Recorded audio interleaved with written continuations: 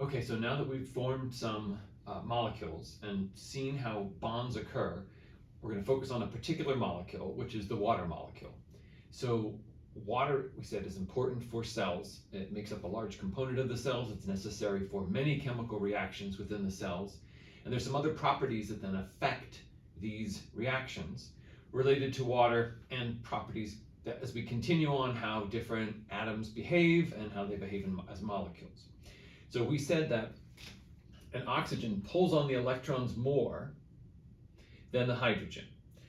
So if it's holding an electron for a longer time, it feels like it has more of a negative charge. And if it's doing the same thing for both of these hydrogens, it feels like it has a stronger negative charge.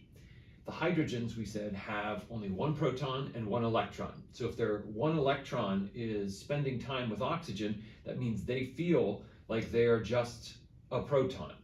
Okay, so they feel positively charged. So I mentioned in the last lecture, this is what creates a polar covalent bond. And that gives these partial charges, or I also said sometimes charges. So they're in flux. This spends more time being negative, and these spend more time being positive, but they flux back and forth. Sometimes there's neutral, and this is negative, and that's positive. They flux, but generally it's like this. The other thing about water to keep in mind is that when you look at the formula, and you look at other chemical formulas like this, H2O, the 2 doesn't refer to the O, it refers to the H. And one way of just figuring this out, right? We talked about electrons and bonds and how many bonds they can form based on how many electrons they need, right? So just for example, I've seen many students draw something like this. And why is that wrong? Well, remember, oxygen had 6 electrons in that outer shell and needed 2 more, so it would form 2 bonds. Hydrogen had 1 electron. It only needs 1 more to form 1 bond. But what do we have here? We have 1, 2 bonds. So this is not possible, right? Hydrogen isn't going to do that ever. And the oxygen wants 2 bonds, right? So this is not a water molecule. It's nothing, right? So the water molecule has 1 oxygen and 2 hydrogens. The 2 goes with the hydrogens. So keep that in mind, because I'm going to ask you some questions. You might see some pictures or label some water molecules, even draw a little water molecule on your exam, and explain some things about how it behaves, so which is the next part. So now when we have multiple water molecules, I'm going to draw a couple here. And yeah, I'm going to do this. Okay, I'll add in the hydrogens. I'll use the same color for this here. And I'm just going to draw them with a line like this, representing the bond. Okay. Now what I've drawn here there's the core one that I had. I'm going to erase the little arrows just so that we can draw other things here on this. So we're looking at 1, 2, 3, 4 water molecules, and this is a question of how they interact with each other. So remember, all the oxygens are going to be slightly negative, and all the hydrogens are going to be slightly positive. So we have some questions here.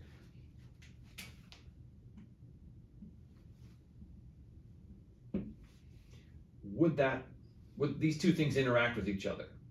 Sometimes people think, oh, hydrogen with hydrogen, and there's this term that we're going to talk about called a hydrogen bond. And just based on the term, if you don't know anything about it, that might make sense. But if you know that hydrogens are positive, do like things attract or repel? Right? So like charges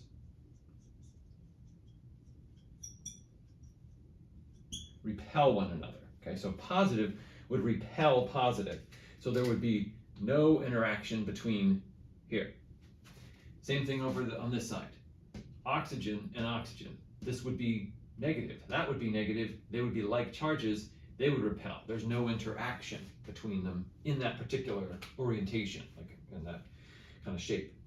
But over here, we would have a negatively charged oxygen and a positively charged hydrogen, so they would attract. So opposites attract. And in this particular case, so I'll erase up some of these things which we don't need, which are wrong. Okay, and so we said this doesn't interact, so I'm going to get rid of it. And not in this particular way, they'd have to move around. So they could, those molecules could interact if they just flipped around and oriented themselves properly, then they could interact with each other. So now we have our two water molecules interacting with each other through what we call a hydrogen bond. So the hydrogen bond is slightly different because instead of, they're bonds that are called intramolecular.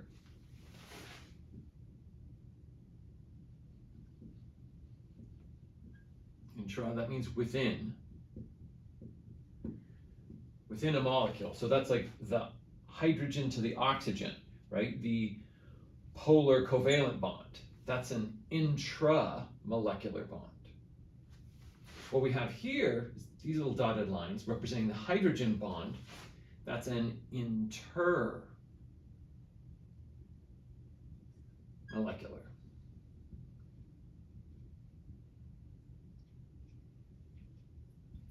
Right?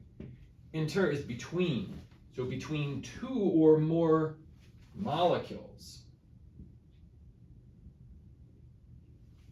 Intermolecular. So this is one water molecule. This is one water molecule. The two water molecules are attracted to each other in the area where the negative oxygen is attracted to the positive hydrogen. And that attraction, the attraction itself, is the hydrogen bond. Right? So that means it's kind of a weak bond. They're not sharing electrons. That's not happening. It's not a covalent bond. They're just sharing with one another, and these are sharing with one another. These are not sharing. They just have a charge, and the charges attract. And so other things can distract that. So other things in the environment can, other positive charges can pull on the negative things, and other negative charges can pull on the positive parts. And so then you can end up with different types of interactions. Right? But water doesn't just only interact with water. It'll interact with anything that's polar. So anything that has some kind of charge. Some things dissolve in water. Some things don't dissolve in water. Right? You pour powdered sugar into water and the crystals dissolve, they go away. That's because there's polar parts to the sugar molecules. You put olive oil with water, they don't mix, they kind of separate. That's because it's all hydrogens and carbons. They're all non-polar bonds, there are no charges, so they don't interact with water, they just stay separate. And this is what happens in cells to make the structures of the cells, the membranes, and how everything interacts, okay?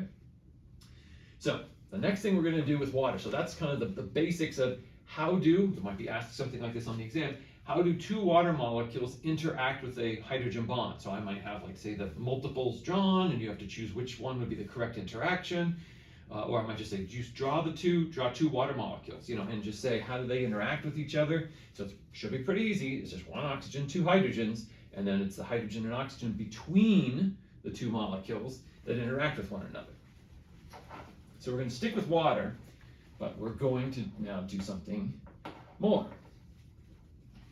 So let me just take a second to erase some of this. Okay. Now what else can happen with a water molecule is this. All right. I'll leave the blue one here, although I know it's not as visible. Because there's that pull, right? There's a pull on electrons in this way. Sometimes what can happen is that the oxygen pulls so hard on the electron that it actually steals it. And when it steals the electron, it becomes fully negative charged. This hydrogen now lost an electron. It was only one proton and one electron. That's all it was. And so now all it really is just a proton. And it's going to be positively charged. Okay, so we call this either a hydrogen ion, or just refer to it as a proton, because that's really technically all it is. But often it could be drawn either way. All I usually use is the H plus if that's where it came from, because that way you can track it kind of back. This now is technically also an ion. Sometimes it's drawn like this, like OH negative, and it's called a hydroxide. But the H isn't the part that has a negative charge, it's the oxygen. But this is usually how, see how if you typed it in on a page, like what's a hydroxide ion, you would type in OH minus. But that's why it's important to know the drawings, the structures, as well as the notation, kind of how you would note it down versus how you would actually draw it. So hydroxide ion. Now, what about their concentration? Like how much of one do you have of the other? Well, if one water molecule broke apart and you had a hydroxide ion and a hydrogen ion, they would equal each other. And so their positive charge and negative charge would essentially cancel out. So what we're now going to be focused on talking about here is pH. Because pH is a very important biological concept, because it can affect how enzymes work and proteins fold and all sorts of other activities in a cell, because it's really based on the charge of the environment, and the charge of the environment is affected by hydrogen ions. So pH, right, so it's like the H, right, of pH. So a little notation here. So H plus is a hydrogen ion, and these little brackets I drew here mean concentration. Like how much in some particular unit. Usually it's called moles or molar unit, moles per liter, which is a chemistry term, but also used in biology. And it's what will come in here, and I'll bring up those numbers a little bit, but not too much for this particular class. So for the non-majors class, we're not going to go into a ton of detail with molarity. All right, but that's where there'd be a real known concentration for this. And it's hydrogen ion concentration. So how many of these are in the solution? Generally, there's this thing where if we actually had the concentration, if this one was 10 to the negative 7 and water just broke it apart, this would be 10 to the negative 7. So they would be equal to each other. On a pH scale, many of you probably already know what's a neutral pH. If you said what's neutral, a lot of people would probably know that it's 7.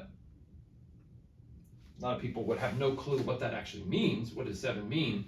But 7, whatever that happens to mean. So the 7 comes from here, from the actual concentration, not of the hydroxide ions, but of the hydrogen ions. Okay, so the hydrogen ion concentration, say here being 10 to the negative 7, the pH is 7. And that's where it's neutral, because they're both the same. There's a certain balance between these things. I'm just going to give you an example. If the hydrogen ion concentration, say, was 10 to the negative 3rd, like this, maybe a question would be, what would this one be? So a more simplistic way of looking at this, not the technical mathematical way of calculating it, but a simple way that does work in terms of figuring out relationships between these things, is that these two concentrations, or these two numbers, if you took everything away, if I erase the 10, the negative, and everything else, I just left that number as the whole number, 7 plus 7 is 14. The pH scale, right, goes from 0 to 14, so there's something about 14, right? And so the thing is, these two numbers have to add up to 14, not as they are, but just as whole numbers. So if this is a 3, for example, forget about the 10, forget about the negative. What plus 3 is 14? 11, right? So this would be 10 to the negative 11. So all you really have to do is remember one rule, okay? That the two of them have to add up to 14, and that's it. And then you have to just be able to do math to add or subtract to get from whatever number you're given to 14. So it's very easy. All right. But this one we don't worry about as much. This is the one we care about. So this would make it a pH of 3. So pH of 3, that would go somewhere over here. We call that acidic. So it looks like a small number, but the other thing about the pH scale that you need to understand is, and that's why I'm using this scientific notation, some of you might not be familiar with it, but it's actually very important for this particular aspect, okay? 10 to the negative 3, for example, is a notation. It's 1, 2, 3 decimal places. You see that? That's the concentration, and this is in, say, molar concentration. 10 to the negative 11, okay? What is that? Well, actually, well, how about I'll use 7, because we'll just stick with the hydrogen ions here. 10 to the negative 7, what's that? That's 1, 2, 3, 4, 5, 6, 7. So the question, so the type of question, say I might ask you is, which of these is the higher hydrogen ion concentration? Okay. So I have hydrogen ion concentration, let's say equals 10 to the negative 2 molar, and another hydrogen ion concentration equals 10 to the negative 9 molar. So kind of separate from this, but kind of related. And the question is, which one is the higher concentration? Which one has more hydrogen ions? It's the one with the smaller number, because that means there's fewer decimal places. See, 10 to the negative 3 only has this many decimal places. 10 to the negative 7, this is a much smaller number. There are many fewer hydrogen ions at the bigger number, right? There's a lot more decimal places. Okay. So the more hydrogen ions, the more acidic it is. Okay. And then the less hydrogen ions, we call that basic. It's where then the negative charges kind of take over. It goes more negative than positive. So on this side, it's more positively charged because there's more pluses than minuses. And on this side, there are more minuses, say, than pluses. Right? So it shifts the charge. And a variety of different things can affect this charge. So it can be the water molecules themselves dissociating, but then there are chemicals called acids and bases. And so the acids will be a different kind of chemical that will add hydrogen ions into the solution, to the water to mix with it. And bases will remove the hydrogen ions. So super quick definition. Acids add hydrogen ions. Bases remove hydrogen ions.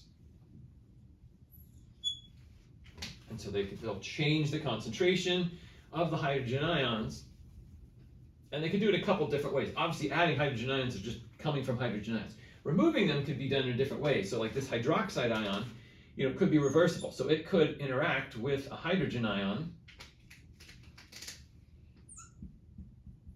and then 1 oxygen, 2 hydrogens from a water molecule.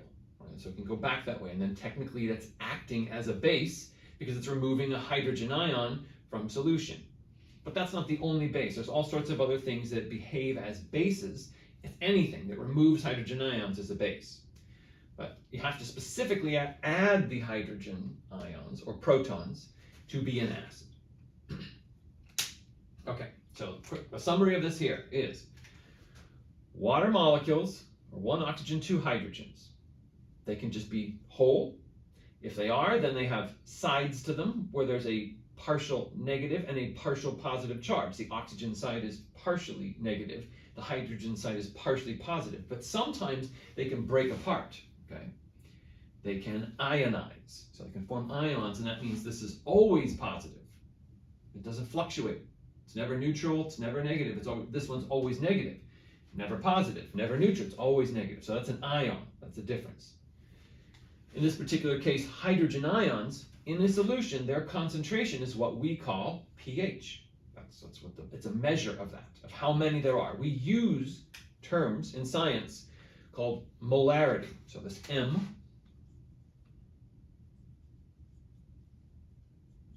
stands for molarity. It's a specific type of concentration, something called moles per liter, which is another thing to get at what's a mole. So that's a whole other thing to go down. I'm not going to go into it right now, but that's just the units that are used for it. When they're equal to one another, that's called a neutral pH, and that's at pH 7. And so numbers lower than 7, that means there's more hydrogen ions, higher hydrogen ion concentration, which makes it more acidic. And numbers higher than 7, bigger, right, than 7, meaning that there's not as many hydrogen ions, and that's called a more basic solution. These things are also comparative. So this won't be considered an acid or acidic. This won't be considered basic. This one's less than 7. This one's more than 7. So this would be pH 2. This would be pH 9 if you had to convert it to a pH. Another thing to mention as well is when we talk about levels of pH. So let's say pH 3 versus pH 5. And let's say I asked you, so another kind of question. How many times more acidic is this? Okay, so basically I'm telling you in the question that this is more acidic. 3 is more acidic than 5. I'm just telling you that. But what I'm asking you in this particular question is how many times more? So it looks like, well, I don't know, the difference is 2, right, between 3 and 5. So the common answer, I hear people say, is two times. But obviously that's not going to be the right answer because that's what I'm getting at. Remember, this is a notation, a scientific notation. So those numbers relate to these concentrations, the actual molar concentrations. So what is a pH of 3? That's 10 to the negative 3, which is the same as 1, 2, 3, right? What's 10 to the negative 5? That's 1, 2, 3, 4, 5. So what's the difference between these two? Well, it's 2 decimal places. 1 decimal place, 2 decimal places. Remember, each decimal place is 10. It's a 10 times different. So that's first thing to keep in your mind is that every one number of pH is a 10 times difference in hydrogen ion concentration. So just between 3 and 4, the difference is 10 times. Between 2 and 3, it's 10 times. So when we have a bigger difference like that, that's 10 and that's 10.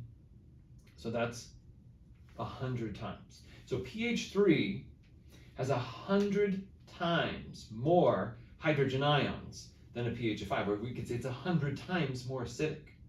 So when sometimes people talk about differences between, say, a pH of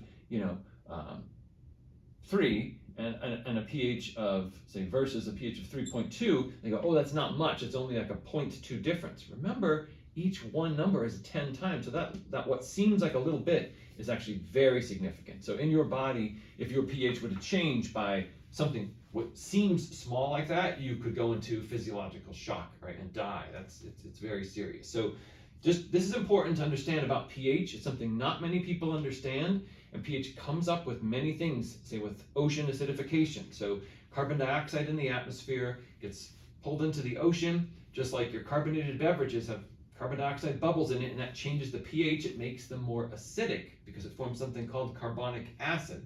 And that's what happens to the oceans. And as the ocean's pH shift from something like 8.2 to 8, many people who don't understand pH say that doesn't sound like much, but it's really significant. It's several times more acidic that it's changed, and that's affecting organisms and their physiology, and it's an issue that if more people understood, maybe more people could do something about or find that it is more serious.